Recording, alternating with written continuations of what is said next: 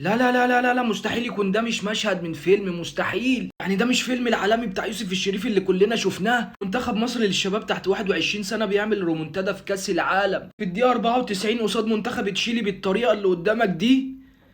ده الفيلم يا جدعان، وربنا هو الفيلم بتاع العالمي اهو. حرفيا مش بحور نهايه سينمائيه، عشان الفاول اللي انت لسه شايفه ده كان هينفذه اللاعب محمد عبد الله، عشان في مشهد ما بنشوفوش غير في الافلام. اللاعب عمر خضر اللي جاب الهدف بينادي للجهاز الفني وبيقول لهم سيبوني اشوط، انا فايق انا فايق، عشان تحصل المعجزه. وعلى طريقه فيلم العالمي بتاع يوسف الشريف بالظبط، عمر خضر بيجيب هدف الفوز للمنتخب المصري والفرحه بتملى الملعب. لكن عشان احنا مش في فيلم عزيزي، النهايه اكيد مش هتتقفل سعيده يعني، ومنتخب تشيلي اللي احنا كسبناه بيتعادل معانا في النقط وفي الاهداف وفي كل حاجه تقريبا، وبيخطف مننا المركز الثاني المؤهل لدور ال 16 في كاس العالم بسبب اللعب النظيف، او بسبب الحاج لمباده اللي قدامك في الصوره ده. عشان كنا متساويين في الانذارات والطرد وكل حاجه، ولكن الحاج لمباده كان عنده راي تاني وقام اعترض على الحكم في نص المباراه وخد انذار زياده تخلي تشيلي تتاهل على حسابنا عشان اللعب النظيف. وكالعاده للاسف هنمسك الاله الحاسبه ونستنى نتاهل كاحسن توالد. زي ما انت شايف كده، المفروض ان البرازيل تخسر فنتأهل على حسابها كأحسن رابع منتخب من التوالد.